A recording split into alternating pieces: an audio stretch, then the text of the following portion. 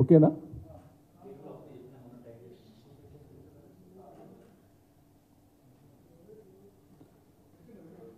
Media మిత్రులకు నమస్కారం. మీ ద్వారా రాష్ట్ర ప్రజలకు కూడా నా హృదయపూర్వకమైనటువంటి నమస్కారాలు.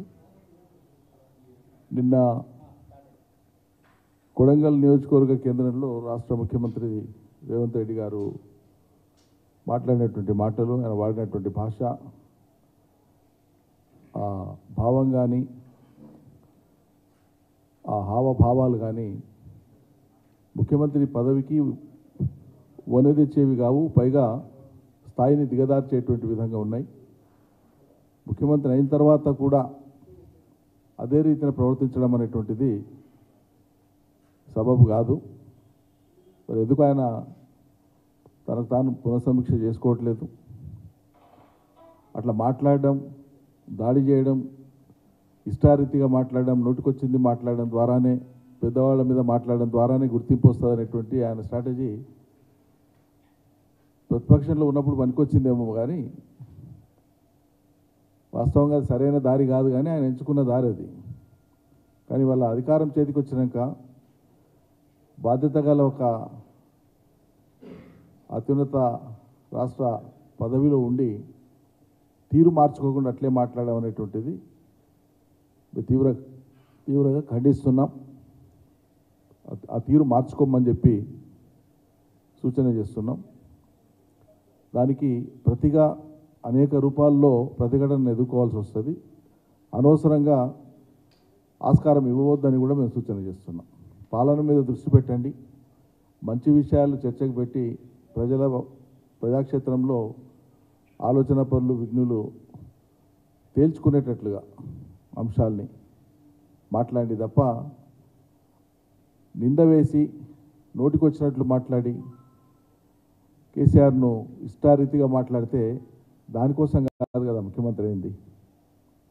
కేసీఆర్ను తిట్టడానికి కాదు కదా. ఇంకా పోయినంతకాలం మీరేం పని చేయాలో, మీరు ఇచ్చినటువంటి హామీలు ఎట్లా నెరవేర్చుకోవాలనో, దాని కార్యాచరణ ఏందో ఎప్పటికప్పుడు ప్రజలకు అది చెప్పి విశ్వాసం పొందేటువంటి ప్రయత్నం చేయాలి తప్ప పోయినంతకాలం అదే మాట్లాడితే ఎట్లా? అసలు కాంగ్రెస్ పార్టీకి ఇలా రాష్ట్రంలో అధికారంలోకి వచ్చింది అంటేనే లక్కీ దువ్వలో లాటరీ లాంటిది మీ అవకాశం. ఈ ఉన్న 4 దినాలు మంచిగా చేసే, ఉన్నది జడగొట్టకుండా తెలంగాణను ఈ 4 దినాలు ఎట్లా కాపురం చేస్తారో గజ్జేయమంటే ఈ పొత్తులో కాపురానికి తలా ఒక పెత్తనం లాగా అయిపోయింది మీ వ్యవహారం. మీరు మాట్లాడుతున్నారు కేసీఆరే కారణం పాలమూరు వలసలకు, దుర్భిక్షానికి, దీనికి దానికి అని. ఓ అబ్బో, ఎంత హాస్యాస్పదం మీరు ఇట్లా మాట్లాడితే. నీళ్ళు ఎవరు ఇచ్చిండ్రో, నీళ్ళు ఎవరు తెచ్చిండ్రో పాలమూరు రైతులను అడిగితే చెప్తారు కదా. కేసీఆర్ ఉన్నటువంటి 9.5 ఏళ్ల కాలంలో ఒకనాడు కరెంటు పోకుండా, ఒకనాడు నీళ్ళకి ఇబ్బంది కాకుండా ఇలా యాసంగి పంటలు కూడా సమయానికి రైతు ఎదురు చూసే పని లేకుండా రైతు బంధు వచ్చి, పంటలు పండి, నీళ్ళు వచ్చి, కరెంటు వచ్చి దివ్యంగా వ్యవసాయం నడిచేటువంటి పరిస్థితి నుంచి తమరు పాదం మోపంగానే మహానుభావులు కట్కా బంద్ చేసినట్లే నీళ్ళు ఆగిపోయినాయి, కరెంట్ ఆగిపోయింది, రైతు బంధు ఆగిపోయింది. ఈ పుణ్యానికి రైతులు కేసీఆర్ను తిడతారు, మిమ్మల్ని మెచ్చుకుంటారా? మాట్లాడేటప్పుడు వెనక ముందు చూసి మాట్లాడాలి కదా. ఇప్పుడు బొంబాయికి, దుబాయ్కి, బొగ్గుబావులకు, వలసలకు బాటలు వేసి తెలంగాణ ప్రాంతానికి బీటలు వేసిందే కాంగ్రెస్ ప్రభుత్వం, కాంగ్రెస్ పార్టీ దశాబ్దాలుగా. ఇది అందరికీ తెలిసినటువంటిదే. అయినా 5 ఏళ్ళ గతంలో కొడంగల్లో తిరస్కరింపబడిన తర్వాత 5 ఏళ్ళు మల్కాజ్గిరి ఎంపీగా ఉన్నారు తమరు. ఎన్నిసార్లు పార్లమెంటులో తెలంగాణ అంశాల మీద, విభజన చట్టంలో ఉన్నటువంటి తెలంగాణకు రావాల్సినటువంటి హక్కులు కానీ, రావాల్సినటువంటి సంస్థలు కానీ, కేంద్ర ప్రభుత్వం ద్వారా పరిష్కారం కావాల్సినటువంటి కృష్ణా నదీ జలాల విషయంలో కానీ ఎన్నిసార్లు తమరు నోరు విప్పి మాట్లాడినండి పార్లమెంట్లో? మీరు పోషించిన పాత్ర ఏంది? తెలంగాణ ఉద్యమంలో కానీ, తెలంగాణ అభివృద్ధిలో కానీ మీ పాత్ర జీరో. మీ పాత్ర 100కి 100 రూపాయలు గుండుస్తున్నా వ్యక్తిగతంగా. అయినా సరే మీరున్నటువంటి పార్టీ ఇవాళ అధికారంలోకి వచ్చింది. సరే, దాంతోన మీరు ప్రాతినిధ్యం వహించేటువంటి కొడంగల్లో మీ రాజకీయ పునాదులను బలోపేతం చేసుకోవడం కోసం అక్కడేవో కొన్ని పనులు చేస్తే చేయండి, సంతోషం.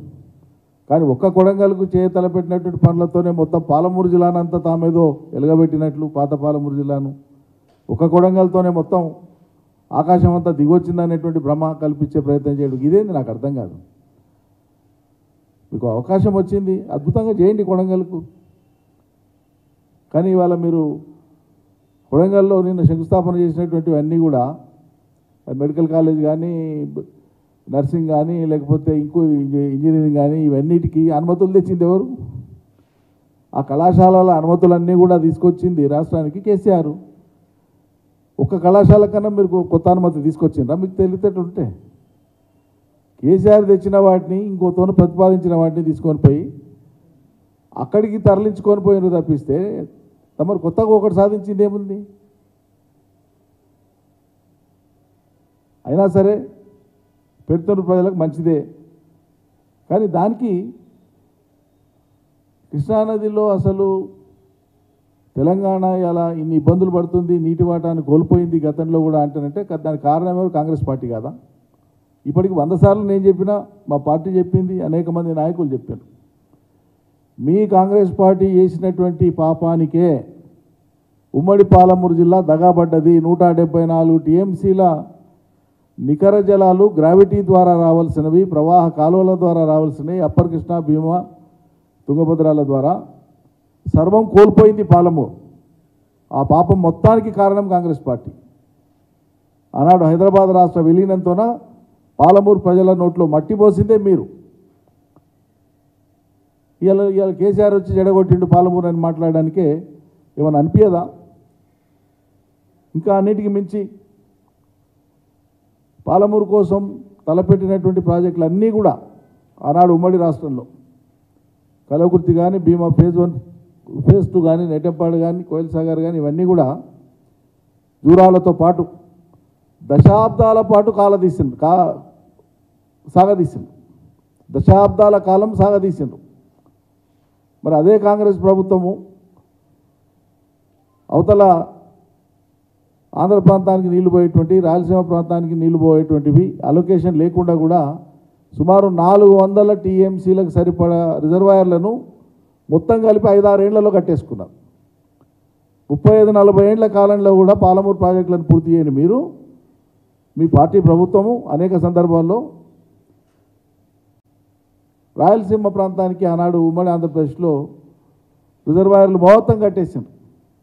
మరి అదే పాలమూరులో తలపెట్టినటువంటి అతిపెద్ద project KLI Kalwakurthy lift irrigation project, దాని కింద మొట్టమొదలు ప్రతిపాదించింది 17 రిజర్వాయర్లు, 3,94,000 ఎకరాలకు జీవోలు ఇచ్చింది ప్రభుత్వం వివిధ దశలలో. ఆయకట్టు మొత్తం వివిధ దశలలో మొత్తం దాని కింద చేపట్టాల్సినటువంటి ఆయకట్టు అని 3,94,000 ఎకరాలకు వివిధ సందర్భాలలో జీవోలు ఇష్యూ చేస్తే మొత్తం క్యుములేటివ్గా లెక్కేస్తే 3,94,000 ఎకరాలకు. దానికి నీటి కేటాయింపులు ప్రభుత్వ పరంగా వరద నీటిలోకి వెళ్ళి ఇచ్చింది 25 టీఎంసీలు. నీళ్ళు సరిపోవు, సరే. అవి అట్లుండగా 3,94,000 ఎకరాలకు పారడానికి అవసరమైనటువంటి విధంగా ప్రాజెక్టును కట్టమంటే 17 రిజర్వాయర్లను మొదలు ప్రతిపాదించి మొత్తం ఎగరగొట్టి కేవలం 4 టీఎంసీల సామర్థ్యం ఉండేటువంటి, 4 కంటే కూడా తక్కువ 3.9 3 రిజర్వాయర్లను, చిన్న చిన్న రిజర్వాయర్లను తలపెట్టింది ఆయన కాంగ్రెస్ ప్రభుత్వం. వాటిని కట్టే ఓయబో మేము చాలా గొప్ప చేసినాం, మేము చేసినాం అని ఎగిరెగిరి పడతారు. ఇప్పుడు మీరు చేసిన పనుల మీద మేము రాద్ధాంతమే చేయదలుచుకుంటే, మేము దాని మీదనే దృష్టి పెట్టి మాట్లాడదలుచుకుంటే అవే మాట్లాడుతుంటే మేము మాట్లాడలే. అయిన కాడికి అయినాయి. సమైక్య రాష్ట్రంలో కొంత మంచి జరిగి ఎక్కువ చెడు జరిగింది, దాన్ని సరి చేసుకుందాం, ముందుకు పోదాం, అదనంగా ఇంకా పని చేసుకుందాం అనుకొని మేము తాపత్రయపడి పనులు చేసుకుంటూ వచ్చినాం. ఇదే కల్వకుర్తి ఎత్తిపోతల పథకం 3 లిఫ్టులు, ఏలూరు, జొన్నలబొగడ, గుడిపల్లి 3 ప్రాంతాలలో 3 లిఫ్టులు. ఈ 3 లిఫ్టులకు కలిపి 5 పంపులు ఒక్కొక్క లిఫ్టుకు. ఈ 5 పంపులు కనుక ఏకకాలంలో స్టార్ట్ చేస్తే, ఒకటే రోజు కట్కాన్ చేసి 5 పంపులను స్టార్ట్ చేస్తే, ఈ ప్రభుత్వం కాంగ్రెస్ ప్రభుత్వం ఆనాడు డిజైన్ చేసినటువంటి కాలువలు కానీ, టనల్ కానీ, ఆ ప్రాజెక్టుకు సంబంధించిన మొత్తం కాలువలలో నీళ్లు పట్టవు, టనల్లో నీళ్లు పట్టవు. కేవలం 3 పంపులు మాత్రమే నడవడానికి వాటి డిజైన్ సరిపోయింది. టనల్స్ సగం దొబ్బేసారు, కాలువలు సగం దొబ్బేసారు తెలంగాణ వచ్చినాటికి. వాటిని సరిచేయడానికి ఆస్కారమే లేదు. ఇంకా పేరుకు 5 పంపులు. కానీ మేము ఇదే మాట్లాడుకుంటూ పోయినామా? ఉమ్మడి ఆంధ్రప్రదేశ్లో అనేక రకాల అరిష్టాలు జరిగినాయి, అనేక రకాల నష్టాలు జరిగినాయి, అనేక రకాల మోసాలు జరిగినాయి. వాటిని ఎల్లవేసుకుంటూ పోతే కాదు, ఏం పరిష్కారం చేయాలనో ఆలోచించినాం. ఇదే కలవకుర్తి ఎత్తిపోతల పథకం 2014లో ఒకసారి, 2020లో ఒకసారి, 2 సార్లు 5 పంపులకు 5 పంపులు వరద నీటిలో మునిగిపోయింది. మరి మీరు కట్టినందుకే, మీ కాలంలో కట్టినందుకే ఇట్లా మునిగిపోయిందని మేము మాట్లాడినాము రాజకీయంగా? అటువంటి కుసంస్కారం ఇప్పుడు మనం చూపించినామా? తెల్లారితే పొద్దుముక్తే నింద వేసేటువంటి రూపంలో మాట్లాడుకుంటూ పోవడమే తప్పిస్తే నిర్దిష్టంగా ఇది చేద్దాం అనేటువంటిది ఉండాలి కదా. 100 సార్లు చెప్పినాం. ఆనాటి పెండింగ్ ప్రాజెక్టులు కాంగ్రెస్ ప్రభుత్వం ఏ రకంగా చేపట్టింది, ఎట్లా నష్టం చేసింది, నీళ్ళు ఎట్లా రాలే, తెలంగాణ వచ్చినాక ఎట్లా ఇచ్చినాం అనేది అనేక సార్లు చెప్పినాం. స్టేట్ మీడియాను కూడా రిజర్వాయర్ల దగ్గరికి, లిఫ్ట్ల దగ్గరికి తీసుకొని పోయి చూపించినాం ఆనాడు. అంతా రికార్డ్ ఎస్టాబ్లిష్ అయి ఉంది. అందుకే ప్రజలకు, పాలమూరు ప్రజలకు తెలుసు. ఆనాడు వాళ్ళు దశాబ్దాల క్రితం మొదలుపెట్టిన ఆ ప్రాజెక్టులను వాటిని పూర్తి చేసింది కేసీఆర్ సర్కార్ వచ్చినాకనే. నీళ్ళు ఇచ్చింది, రైతులు నీళ్ల ముఖం చూసింది, భూములకు నీళ్ల తడి తగిలింది తెలంగాణ వచ్చినాకనే అనే విషయం స్పష్టంగా ప్రజలకు తెలుసు. తెలవడమే కాదు, 9 ఏళ్ళు 18 పంటలు పండించిన రైతులు సంవత్సరానికి 2 పంటలు అద్భుతంగా బాగుపడ్డారు. ఈ టైంలో మహానుభావులు పాదం మోపినారు. బంద్, అన్ని బంద్ కట్కేసినట్లే. నీళ్లు గతి లేవు, కరెంటు గతి లేదు, రైతు బంధు గతి లేదు, చెప్పినటువంటి ఇందింత పొడుగు పొంకనాలు కొట్టిన ఏవి గతి లేవు.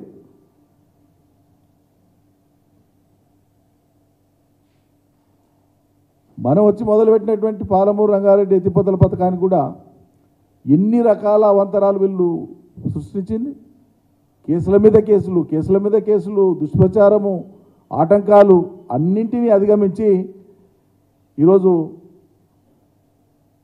5 రిజర్వాయర్లు, 4 పంపింగ్ స్టేషన్స్ను 90% కంప్లీట్ చేసామని నేను నిన్ననే ప్రెస్లో చెప్పిన. ఆ మిగిలిపోయినటువంటి పనులను చేస్తే ఆ ఫలితాలు వస్తాయి. ఏం మాట్లాడుతానంటే 2,000 కోట్లు ఖర్చు పెట్టిన పాలమూరులో ఇంకా నీళ్ళు ఇచ్చే దశకు వచ్చే టైంకే కదా మీరు వచ్చి కూర్చున్నది. ఆ ప్రాజెక్టులు ఇంకో 10% పూర్తి చేస్తే నీళ్ళు ఇస్తాం అన్ని రిజర్వాయర్లకు. ఆల్రెడీ మొదటి రిజర్వాయర్కి ఇచ్చింది, స్టార్ట్ చేసినాం. నీళ్ళు ఇవ్వడానికి సిద్ధంగా ఉంది, సిస్టమ్ అంతా కూడా తయారుగా ఉంది.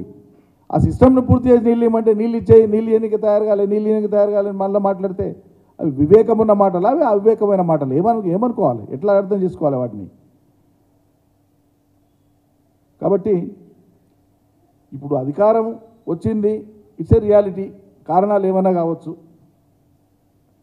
దాన్ని నిలబెట్టుకోండి, హుందాగా ప్రవర్తించండి, మర్యాద ప్రవర్తించండి, రాష్ట్రానికి ఎట్లా మేలు చేయాలనో దాని మీద దృష్టి పెట్టండి.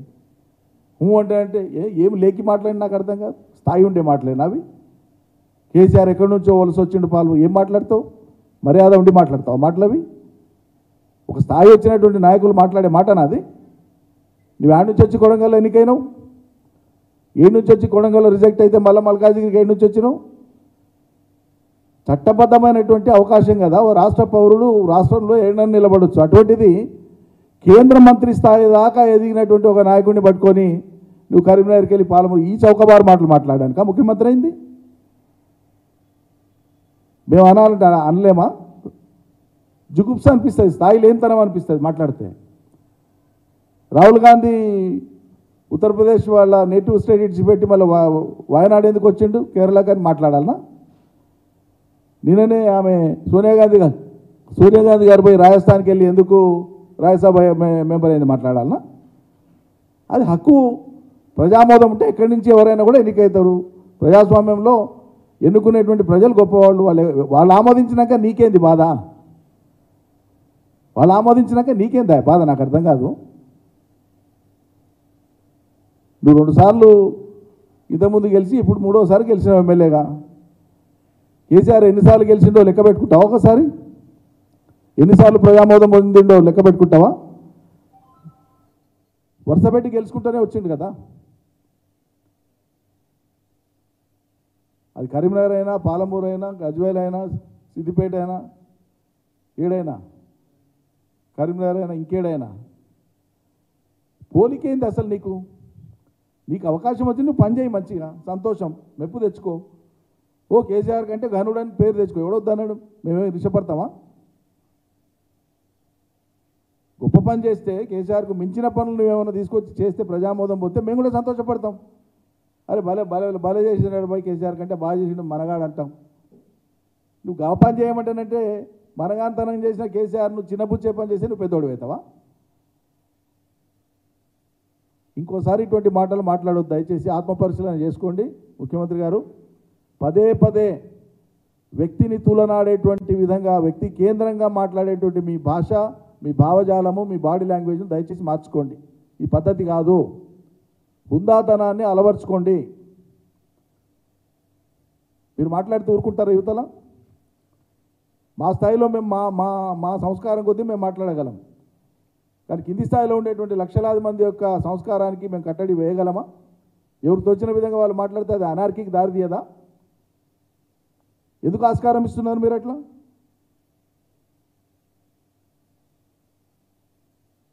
కాబట్టి నిన్న మాట్లాడినటువంటి అటువంటి మాటలు ఆయన ఉపసంహరించుకోవాలి. ఇంకోసారి అట్లా మాట్లాడితే మర్యాద ఉండదని కూడా మేము హెచ్చరిస్తున్నాం. పద్ధతి మీద మాట్లాడండి. ఏం మాట్లాడినా కూడా నువ్వు గొప్ప చేసి చూపి.